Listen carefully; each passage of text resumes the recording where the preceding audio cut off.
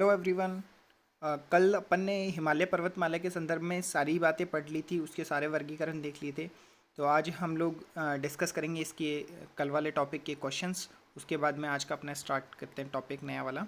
तो जो सबसे पहला क्वेश्चन मैंने टेलीग्राम चैनल पे अपलोड किया था वो है महान हिमालय की सबसे ऊंची चोटी कौन सी है। तो यहाँ बात कर रहे हैं महान हिमालय की सबसे ऊंची, तो महान हिमालय की है आपकी माउंट एवरेस्ट की। और माउंट एवरेस्ट, और ये कहाँ पर स्थित है, ये आपके स्थित है नेपाल में। और इसकी ऊंचाई कितनी है, 8,848 मीटर। वहीं अगर बात करें भारत में स्थित महान हिमालय, अगर पूछ लिया जाए भारत में स्थित महान हिमालय की सबसे ऊंची चोटी कौन सी है, तो आपका सही आंसर आएगा कंचनजंगा। क्योंकि K2 जो है ये आपके ट्रांस हिमालय का पार्ट है, ये ध्यान रखना। और K2 आपका कहाँ है, पीओके में। और कंचनजंगा कहाँ है आपका, कंचनजंगा आपका है सिक्किम में। नेक्स्ट बात करें, सिंधु और सतलज नदी के मध्य कौन सा हिमालय नहीं है। सिंधु और सतलज के मध्य कौन सा हिमालय नहीं है, तो मैंने आपको बताया था सिंधु और सतलज के मध्य 3 हिमालय होते हैं। कौन कौन से, पंजाब हिमालय भी उसको कहा जाता है, हिमाचल हिमालय भी कहा जाता है, कश्मीर हिमालय भी कहा जाता है। तो आपका जो असम हिमालय है ये नहीं है, ये तिस्ता नदी और ब्रह्मपुत्र नदी के मध्य है। वहीं नेक्स्ट देखें, गंगोत्री और यमुनोत्री किस हिमालय का भाग है, तो ये आपका कुमायूं का है, ये मैंने आपको बताया था पढ़ाते टाइम पे कंप्लीट टॉपिक में। नेक्स्ट आपका क्वेश्चन है, लघु हिमालय को उत्तर पूर्व, ये दोस्तों इसमें थोड़ी सी मिस्टेक हो गई है, ये लघु हिमालय नहीं है, यहाँ पे इसको शिवालिक कर लीजिएगा, यहाँ पे कर लीजिएगा शिवालिक हिमालय, ठीक है ना। तो शिवालिक वाला कर लेना। शिवालिक हिमालय को उत्तर पूर्व में किस नाम से जाना जाता है, तो इसको कहा जाता है चूरिया मुरिया पर्वत। वहीं नेक्स्ट अगर बात करें कि मकालू पर्वत कहाँ स्थित है, तो मकालू जो है आपका नेपाल में स्थित है, ये ध्यान रख लीजिएगा, ये मैंने आपको मैप में भी शो करवाया था। तो दोस्तों अगर आप टेलीग्राम चैनल पे नहीं जुड़े हुए हैं तो इसका लिंक आपको डिस्क्रिप्शन में देखने को मिल जाएगा, आप जुड़ सकते हैं। अदरवाइज़ आप डायरेक्ट टेलीग्राम चैनल पे प्राइम टाइम क्लासेस सर्च कर लीजिए, आपको ये ऑफिशियल जो पेज है, चैनल है, ये देखने को मिल जाएगा। तो चलिए चलते हैं आप अपने आज के नए टॉपिक पे। दोस्तों जैसा कि अपन ने सबसे पहले देखा था लेक्चर 3 में कि भारत के भौतिक प्रदेशों को अपन ने 2 भागों में विभाजित किया था, भौतिक दृष्टि से और बनावट वे संरचना की दृष्टि से। उसके बाद में अपन ने भौतिक दृष्टि से इसको 4 भागों में विभाजित किया था। हिमालय वाला जो टॉपिक है ये अपन कंप्लीट पढ़ चुके हैं, तो ये अपना टॉपिक क्लियर हो चुका है कंप्लीट। इसके बाद में अपन बात करते हैं आज गंगा ब्रह्मपुत्र का मैदान। तो ये भी काफ़ी इंपॉर्टेंट टॉपिक है ज्योग्राफी पॉइंट ऑफ व्यू से, और यहाँ से भी कई बार आपको प्रश्न देखने को मिल जाते हैं। तो चलिए स्टार्ट करते हैं गंगा ब्रह्मपुत्र का मैदान। तो बात कर रहे हैं गंगा ब्रह्मपुत्र का मैदान।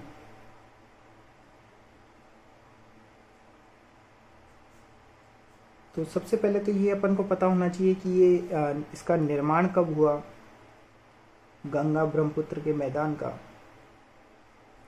तो ऐसा कहा जाता है कि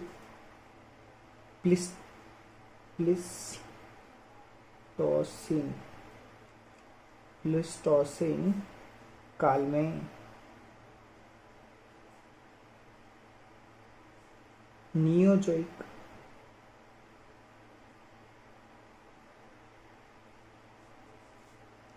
ईरा में हुआ।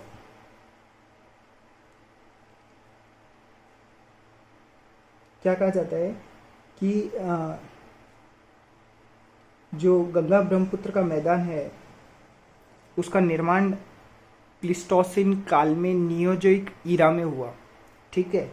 और निर्माण में मतलब किसके हेल्प से या किसकी मदद से हुआ, तो निर्माण का कारण क्या था, निर्माण का कारण था नदियों के द्वारा जो है इसका निर्माण हुआ था। किसके द्वारा हुआ था, नदियों के द्वारा।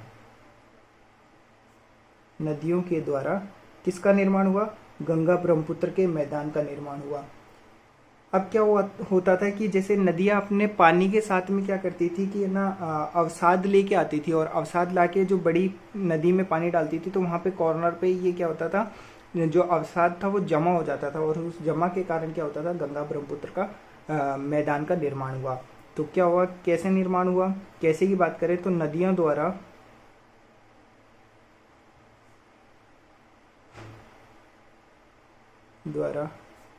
अपने अवसाद का या अवसाद के जमाव से निर्माण हुआ, ठीक है ना। किसका निर्माण हुआ? नदियों के अवसाद के द्वारा के जमाव से किसका निर्माण हुआ? गंगा ब्रह्मपुत्र के मैदान का निर्माण हुआ। वहीं अगर बात करें इन मैदानों में, अगर बात करें तो कौन सी मृदा पाई जाती है, वो भी काफ़ी इम्पोर्टेंट है। पूछ लेते हैं कई बार कि गंगा ब्रह्मपुत्र के मैदानों में कौन सी मृदा पाई जाती है, तो मैदानों में आपकी कौन सी? जलोढ़ मृदा पाई जाती है। वहीं आपको ये भी पता है जलोढ़ मृदा के और कौन कौन से नाम हैं? इसी मृदा को दोमट के नाम से भी जाना जाता है, खादर भी इसको कहा जाता है, या कछारी भी इसको कहा जाता है, वहीं कांप भी इसी को कहा जाता है। तो ये जलोढ़ मृदा के नाम हैं। अब ये जलोढ़ मृदा से क्या होता है? देखो, ये जलोढ़ मृदा जो होती है ये काफ़ी उपजाऊ मृदा है।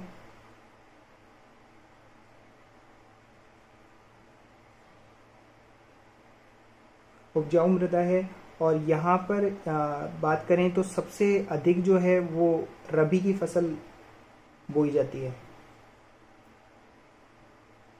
रबी की कौन सी फसल है वो भी अपन पूरा का पूरा फसल वाले टॉपिक में देखेंगे, रबी की फसल, ठीक है ना।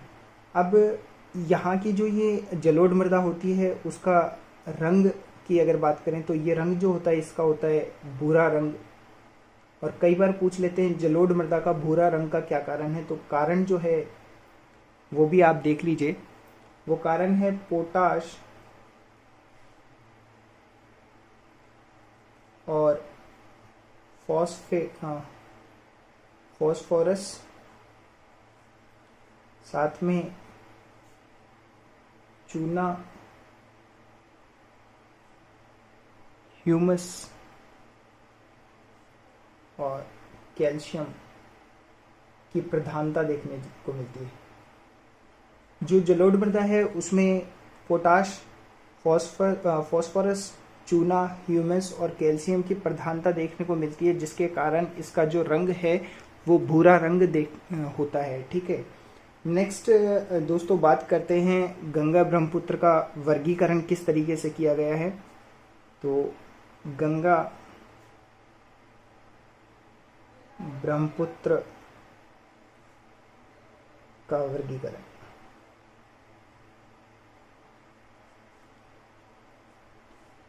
अगर बात करें संरचना की दृष्टि से या फिर बनावट की दृष्टि से, तो इसको 3 भागों में विभाजित किया गया है। पहला है आपका सिंधु नदी,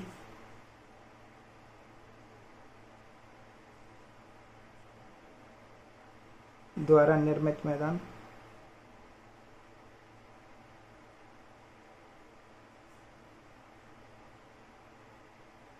दूसरा है आपका गंगा नदी द्वारा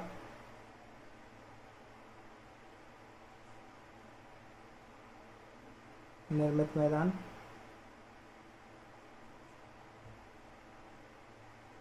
तीसरा है आपका ब्रह्मपुत्र नदी द्वारा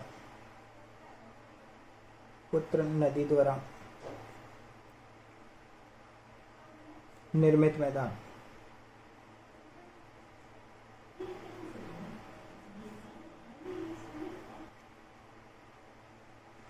वहीं दूसरा जो इसका वर्गीकरण है वो है आपका भौतिक दृष्टि से।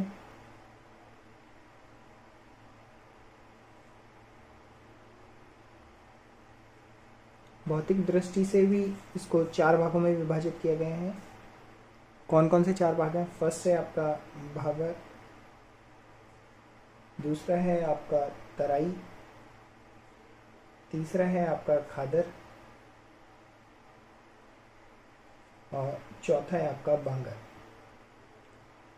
दोस्तों बात करें सिंधु नदी द्वारा निर्मित मैदान, गंगा नदी द्वारा निर्मित मैदान और ब्रह्मपुत्र नदी द्वारा निर्मित मैदान, तो ये जो सिंधु नदी, गंगा नदी, ब्रह्मपुत्र नदी, इन तीनों को अपन नदियों वाले टॉपिक में आराम से क्लियर करेंगे। एक एक नदी को अपन विस्तार से पढ़ेंगे, वहाँ अपन इसको एक एक टॉपिक को एक एक दिन पूरा देंगे अच्छे से समझने के लिए। मैप में पूरी जगह से देखेंगे किस तरीके से ये उद्गम होती है, कहाँ कहाँ बहती है, कितने किलोमीटर तक बहती है, तो वो सारी विस्तृत जानकारी अपन इसको नदियों वाले टॉपिक में देखेंगे।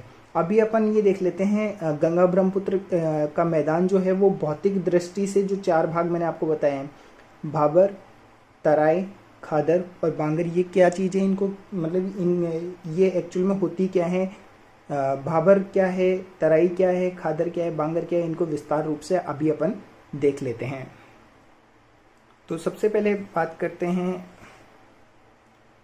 भाबर के संदर्भ में।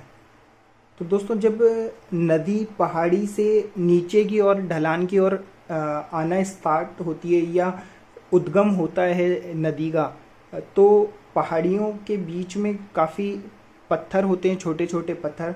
तो जो पानी जो है नदी का पानी वो पत्थरों के नीचे से होकर बहता है। तो नीचे से होकर बहता है तो वो वहाँ पर नदी जो है पत्थरों के ऊपर से दिखाई नहीं देती, क्योंकि वो पत्थरों के नीचे से बह रही होती है। तो इस क्षेत्र को क्या कहा जाता है, इस एरिया को कहा जाता है आपका भाबर। तो भाबर वाले क्षेत्र में क्या होता है, जो नदियाँ होती हैं आपकी वो अदृश्य होती हैं, क्योंकि पत्थर होते हैं, छोटे छोटे पत्थरों के नीचे से नदी बहती है, तो वो नदी अपन को दिख नहीं पाती, और उस नदी वहाँ पर नदी जो होती है वो आपकी अदृश्य होती है। और दूसरी बात करें तो ये जो भाबर वाला क्षेत्र है, ये क्षेत्र जो होता है ये कृषि उपयोगी नहीं होता है, मतलब यहाँ का जो भाग होता है वो कृषि के प्रयोग में नहीं लिया जाता। आप खुद समझ सकते हैं क्यों नहीं लिया जाता, क्योंकि यहाँ पर पथरीला ये भाग होता है, जिसके कारण यहाँ किसी भी प्रकार की कोई खेती नहीं की जाती। दूसरी चीज, यहाँ पर पेड़ पौधे वनस्पति अधिक देखने को मिलती है। पेड़ पौधे मिलने का कारण क्या होता है कि वहाँ पर किसी भी प्रकार का कोई क्षति नहीं पहुँचा पा रहे हैं, और प्रॉपर पानी और लाइट की सप्लाई वहाँ पर होती रहती है नेचुरल तरीके से। तो वनस्पति जो होती है वहाँ पर वनस्पति वो अधिक होती है, ठीक है। तो वहाँ जो भाबर वाला क्षेत्र है वहाँ पर वनस्पति अधिक होती है। भाबर के बारे में मैंने आपको बताया, भाबर वो पथरीला भाग होता है जिसके नीचे से नदी बहती है, और नदी अपन को दिखती नहीं है, अदृश्य हो जाती है। यहाँ पर कृषि नहीं की जाती है और वनस्पति अधिक देखने को मिलती है। नेक्स्ट अपन देखते हैं कि तराई जो क्षेत्र है वो कौन सा है। तो यहाँ पर मैं आपको समझाता हूँ। सेकंड आपका तराई किसे कहते हैं। तो दोस्तों जब नदी पहाड़ से बहकर पत्थरों के नीचे, मतलब भाबर वाले क्षेत्र से बहकर वो नीचे की ओर आती है, तो नीचे जमीन पर उसको मृदा देखने को मिलती है। और मृदा में जब वो पानी आता है नदी का, तो वहाँ पर एक दलदली क्षेत्र बन जाता है। तो ये जो दलदला भाग होता है, इसी भाग को आप तराई के नाम से जानते हैं। दलदली जो भाग बन जाता है मृदा और पानी के मिलने के कारण, क्योंकि पहाड़ के नीचे आपको पता है मृदा होगी, और मृदा में जब पानी आएगा तो वो एक दलदली भाग में परिवर्तित हो जाता है। यहाँ पर अपन बोल सकते हैं कि जो नदी है वो पुनः दिख जाती है या पुनः प्रकट हो जाती है, क्योंकि यहाँ पर आप सीधे तौर पर देख सकते हैं कि नदी जमीन पे आ चुकी है, और जमीन पे आने के बाद में आप इसको आराम से देख सकते हैं। अब यहाँ पे मृदा भी है, पानी भी है, तो यहाँ पर कृषि भी होगी। और कृषि जो होती है वो किस चीज़ की होती है, वो आपके चावल और गन्ने की कृषि यहाँ पर सर्वाधिक होती है, ठीक है, गन्ने की कृषि। तो ये इससे तराई से संदर्भ में याद रखना, तराई दलदली भाग होता है, और नदी पुनः दिखाई दे जाती है, प्रकट हो जाती है। कृषि जो की जाती है वो आपकी चावल और गन्ने की जाती है। नेक्स्ट अपन देखते हैं खादर किसे कहा जाता है।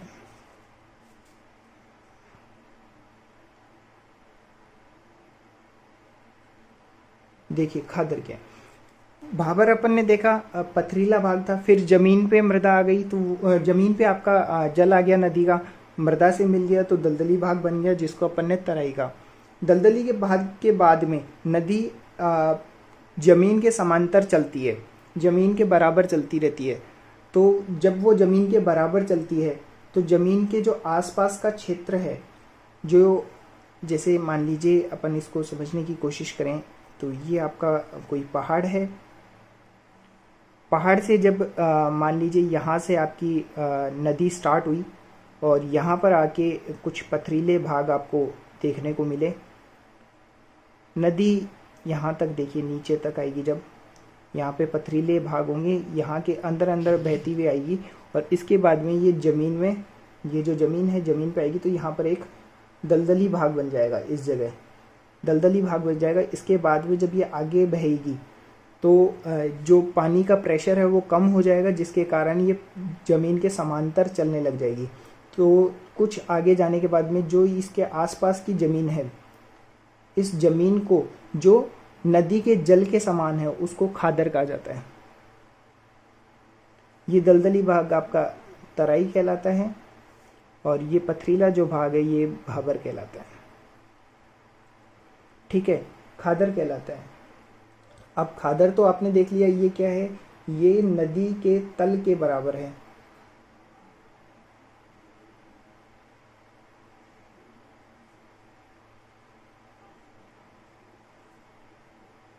नदियों के तल के बराबर स्थित होता है। क्या स्थित होता है? खादर जो भाग है आपका। फिर प्रतिवर्ष यहाँ पर क्या होता है, जैसे अब एक बात बताइए, अगर बराबर होगा, जमीन के बराबर अगर नदी बहेगी तो जब वर्षा होगी तो ऑब्वियसली बात है यहाँ पे बाढ़ भी आएगी। तो प्रतिवर्ष बाढ़ आती है, क्योंकि बाढ़ वहीं आती है जहाँ जो ऊंचाई होती है अन्य चीज़ों की वो कम होती है, जो नदी का भाव होता है। तो यहाँ पर तो बराबर है, बराबर होगा तो जैसे ही बाढ़ आएगी तो यहाँ पर क्या होगा, प्रतिवर्ष बाढ़ आएगी। उसके बाद में देखिए जब प्रतिवर्ष बाढ़ आएगी तो नवीन जो मृदा है वो अपने साथ बहाकर नदी लाएगी और वो इकट्ठी कर देगी पास में। तो जो नवीन मृदा है या नवीन जलोढ़ मृदा आती है, यहाँ पे अपन ने देखा था नवीन जलोढ़ मृदा पाई जाती है। क्यों पाई जाती है? क्योंकि ये हर प्रतिवर्ष बाढ़ आने के कारण ये पानी के साथ में अपने नवीन जो मृदा है वो अपने साथ लेके आती है, जिसके कारण यहाँ पर नवीन जलोढ़ मृदा पाई जाती है। नेक्स्ट आप देखिए, जब मृदा भी है पानी भी है तो यहाँ पर फसल भी होगी, और वो फसल आपकी कौन सी होती है? रबी की फसल।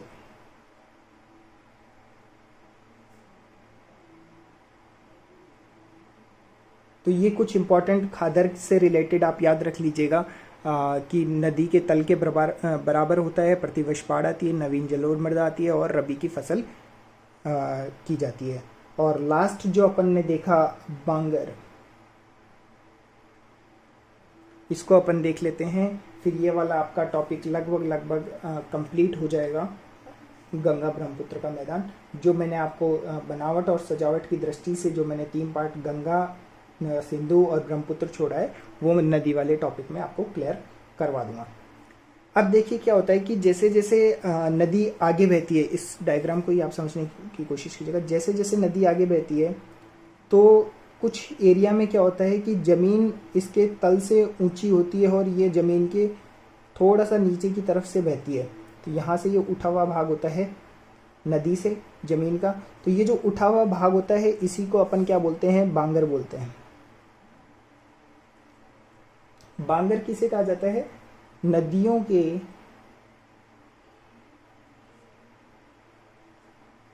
तल से ऊंचाई पर स्थित भाग।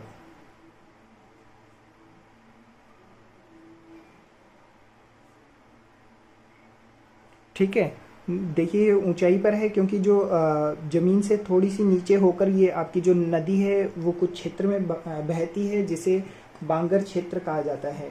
ठीक है, नेक्स्ट जो है इसमें कि जो अब देखिए जैसे ज़मीन के नीचे की तरफ है तो ज़मीन थोड़ी ऊपर हो गई, तो अगर बाढ़ भी आएगी तो बाढ़ का पानी ज़मीन तक नहीं पहुंच पाएगा, और पहुंच भी पाएगा तो बहुत सीमित जो है मात्रा में पहुंच पाएगा, तो अपन ये बोल सकते हैं कि यहाँ पर बाढ़ नहीं आती है।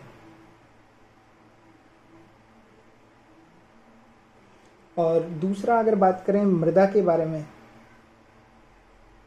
तो नवीन मृदा नहीं आती है, लेकिन फिर भी जलोढ़ मृदा तो यहाँ पे होती है। नवीन मृदा नहीं आती है, ये ध्यान रख लीजिएगा, क्योंकि नदी अपने जो बहा कर लाती है वो पहले ही खादर क्षेत्र में अपनी जमीन खादर क्षेत्र में मृदा को इकट्ठा कर देती है, तो इसलिए अपन इसको बोल सकते हैं प्राचीन जलोढ़ मृदा पाई जाती है। प्राचीन जलोढ़ मृदा पाई जाती है। वहीं अगर फसल की बात करें तो यहाँ जो भूमि है और मृदा है वो खरीफ की फसल के लिए सबसे बेस्ट मानी जाती है। यहाँ पर खरीफ की फसल सर्वाधिक होती है। और एक चीज और याद रखना कि जो अत्यधिक सिंचाई यहाँ पर की जाती है, क्योंकि जो जमीन है उसको पानी पर्याप्त मात्रा में नहीं पहुँच पाता, तो जो नदियों का पानी होता है उससे सिंचाई की जाती है, जिसके कारण जो वहाँ की मृदा है वो लवणीय हो जाती है। और उस लवणीय होने के कारण उस भाग को या उसे क्या कहा जाता है, रेह या कल्लूर कहा जाता है। रेह या कल्लूर कहा जाता है। अब ये रेह कल्लूर क्या होता है, मैंने आपको बताया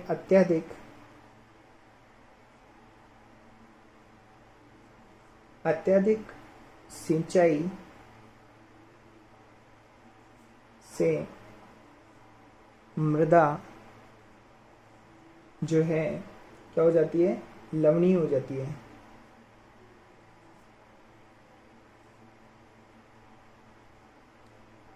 तो ये बांगर से संबंधित कुछ इम्पोर्टेंट पॉइंट्स थे, याद रख लीजिएगा। तो चारों वर्गीकरण में से बहुत बार प्रश्न निकले हैं, खादर किसे कहा जाता है, बांगर किसे कहा जाता है, तराई क्षेत्र किसे कहा जाता है, मृदा कौन सी पाई जाती है, बांगर प्रदेश में क्या विशेषता है। तो इस तरीके के प्रश्न कई बार निकल जाते हैं। तो दोस्तों जो आपका भौतिक प्रदेश में सेकंड वाला जो अपन ने देखा था वर्गीकरण, उसमें गंगा ब्रह्मपुत्र का मैदान था, ये वाला टॉपिक आपका कंप्लीट हो चुका है। नेक्स्ट टॉपिक अपन कल कंप्लीट करेंगे। और वीडियो अगर आपको अच्छा लगा हो तो लाइक ज़रूर कीजिएगा, अपने दोस्तों के साथ में शेयर कीजिएगा अगर शेयर नहीं कराएं। और अगर आपने अब तक सब्सक्राइब नहीं किया तो सब्सक्राइब कर लीजिए चैनल को, और सब्सक्राइब कर रखा है तो बेल आइकन ज़रूर दबाएं ताकि नोटिफिकेशन टाइम टू टाइम आपको मिलते रहें। और साथ ही टेलीग्राम चैनल पर ज़रूर जुड़ जाइए अगर अभी तक आप जुड़े हुए नहीं हैं तो। वीडियो देखने के लिए थैंक यू सो मच।